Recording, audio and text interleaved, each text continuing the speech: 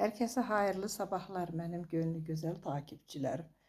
Günleri sizin karşınıza sardunya çiçeklerimle geldim. Sardunya çiçeklerimi geçen sefer çektim, paylaştım.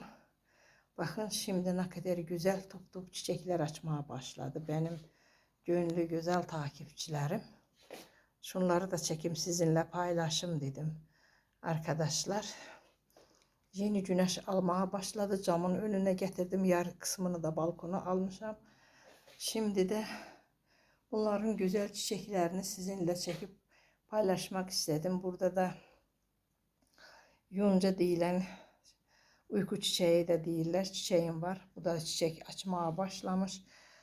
Bu kadar arkadaşlar. Kısa olarak bir video yerleştirme istedim. Onları da çekip sizinle paylaşmak istedim. Benim güzel takipçilerim, burada da şifrera çiçeklerim var. Bakın hepsini camın önüne almışım.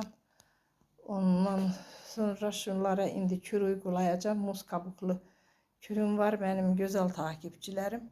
O kürü hepsine uygulayacağım. Kısa olarak da bak muz kabuklusu hepsine uygulayacağım benim güzel takipçilerim. Çok kısa bir video çekip sizinle paylaşmak istedim. Hoşça kalın. Her birinize teşekkür ediyorum.